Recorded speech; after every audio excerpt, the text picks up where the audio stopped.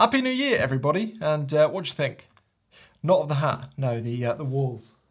You might remember this time last week, these walls were a greeny black, basically, very dark, too dark, which is why I've painted them white.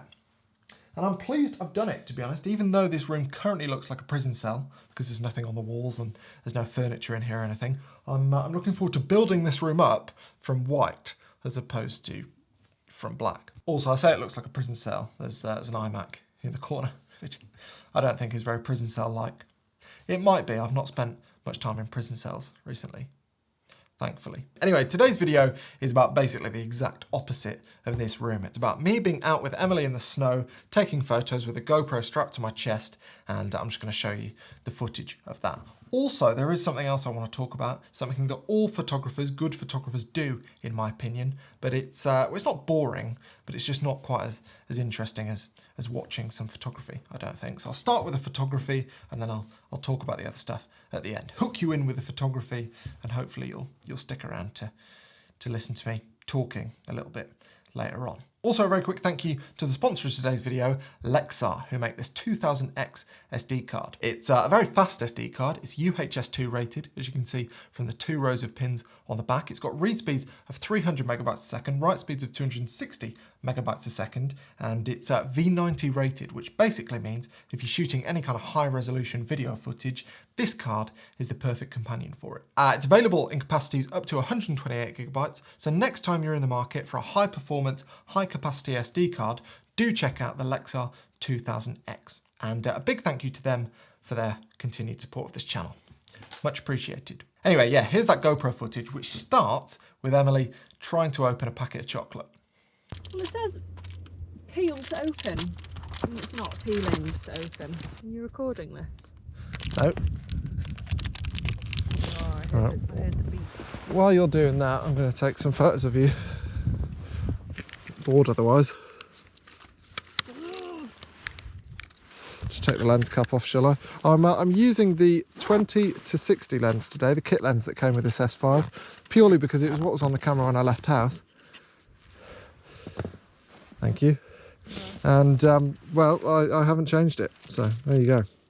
Shooting in snow, so obviously I'm going to overexpose by about a stop and a half, something like that. Just going to eat this first. Ask you a favour. When you've eaten your chocolate or got your gloves back on, you stand up against this wall, put your hands on the wall, and sort of act as though you're looking over it. Is this about your height, or is it a bit... If you can sort of be on your tiptoes, that would be most interesting. In fact, actually, I might need you to do it just a bit this way, because my footprints have ruined that. Cool. And I'm going to frame it so I can't see anything over the wall.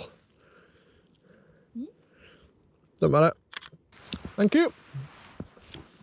It's a nice cutaway shot. Have you seen this? I've got paint on my bag from when I was painting the office. Yep. I did notice that you didn't put any sheets down. Yeah, couldn't be bothered. Still, if anyone else has got this bag in future, I'll know that this one's mine, in like airports and things. That's true. You remember airports? They were fun.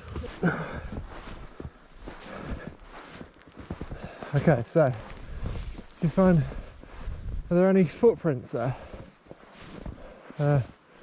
It's alright, I can get pretty low. Okay, so if you, I'll come to where you are. Yeah, that's fine. So if you, yeah, so I'll stand where you are. I'll go wide angle and I'll get low, and then I might just follow you so that I get more than one bites at the cherry. Is it cherry or apple? Bites at the Cherry. Bites at the cherry. So I'll just go that way. Yeah, hang on. Just going to boost the ISO so you're sharp. 400, 1300 shutter speed. That should do it. Right. Okay. I'm gonna follow you. 20 mil. That's fine. Yeah. Yeah, go for it.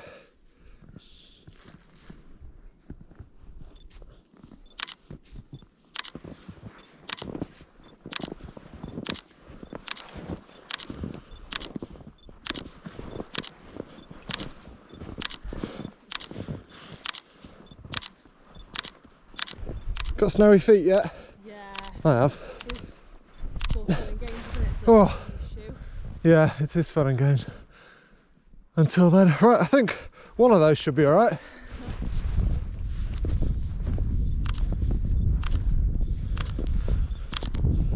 Just gonna get low, bear with. Oh, that's cold. I shouldn't have done that. Okay, go for it.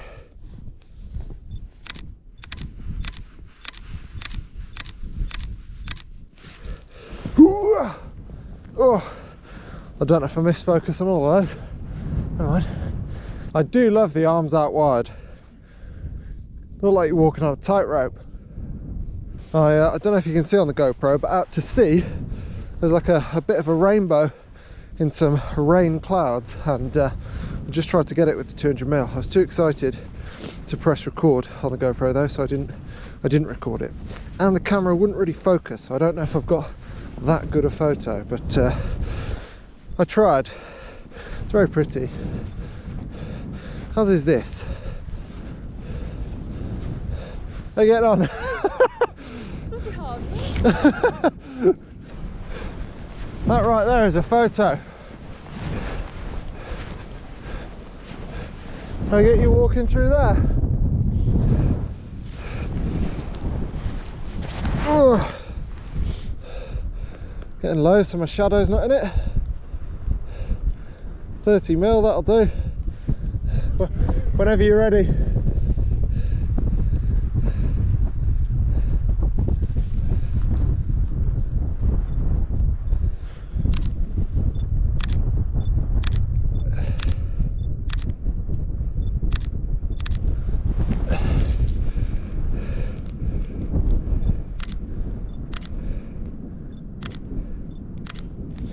That shadow would be amazing, Emily's shadow, with a drone shot, a straight down drone shot, but didn't bring that, obviously, so can't do that. Never mind. Yeah, if you wouldn't mind, because the clouds behind look awesome as well, so I just stand on this hill, and then you see this little bush right in front of you. If you go the other side of that and walk from there.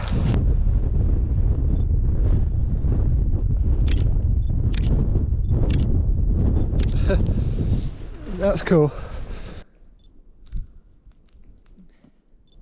Okay, now if you stay there, I'm going to walk around and get a picture of you walking towards me, if that's right. Uh-huh. So bear with me.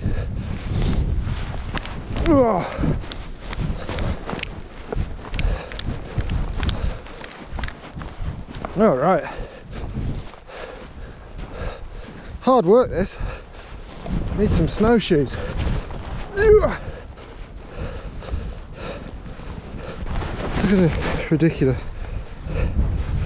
Right. I'll tell you when.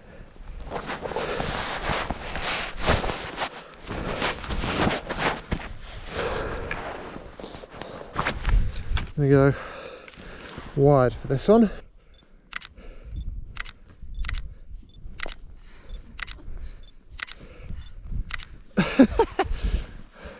That is hilarious. Tired? Yeah. Not surprised. Right, if you're gonna do it, go for it. 3, 2, 1. Oh.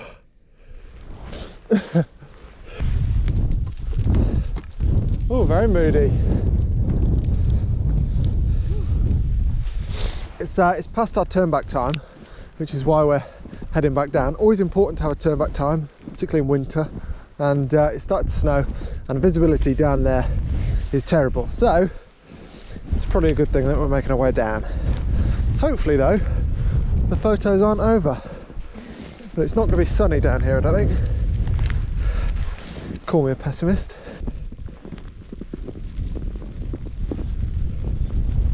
Oh, you look cold.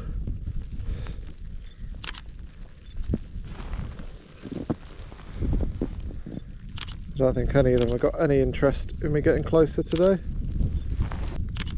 That'll do. How do they sleep? Oh, there's some mattresses just around the corner. There's not really anywhere to shelter. Not loads of trees. No. Snowy sky, James. The best kind of sky. You've perked up considering I promised you would be home for lunch and it's nearly dark. Well, we did just eat quite a lot of chocolate. I think that's what's done it. Yeah, true. Bit of a sugar rush. Yeah. Anyway, see you back at home.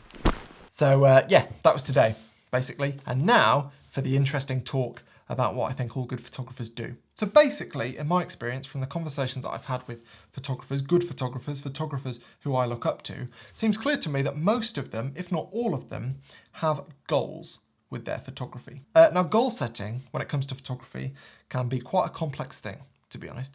I mean, it's all very well and good you saying, I want to produce 10 good photos this year, 10 photos that I'm really proud of.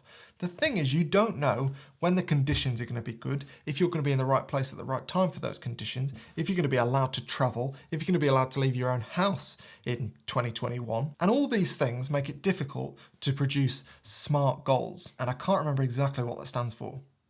Specific, measurable, achievable, realistic, is it?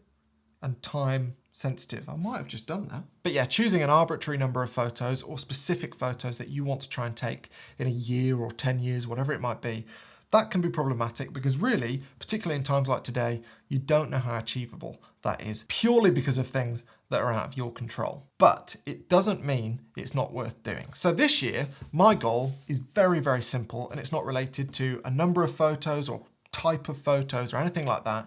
It's just very simply spending less time sat there because Apple lets you track screen time on Macs and on phones and stuff, and my screen time on that computer is, well, nothing to be proud of, really. I average about 45 hours a week at that computer, which doesn't sound too bad as a work week, but when you consider that a lot of my work is also outside, that's a bit ridiculous, and I'd like to change those odds in favour of being outside more.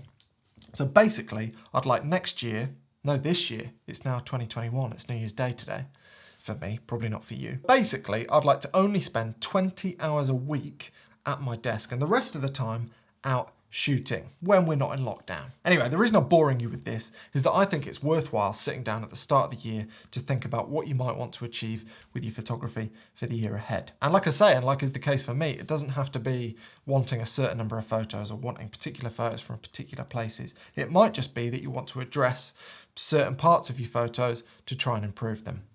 The editing, the shooting, the planning, whatever it might be. It's worth thinking about because, in my experience with anything, having a goal means you're much more likely to improve because without a goal, you can't score. That's cheesy, where have I heard that? Anyway, thank you very much for watching that. Hope you enjoyed it, and I'll see you very soon for another instalment of Follow Me Around taking photos. More instalments of me out and about taking photos as opposed to being in here. Hopefully pending lockdowns, as I say. But fingers crossed, this year we're on the up and up as a world. Maybe grey would have been better. See you next time.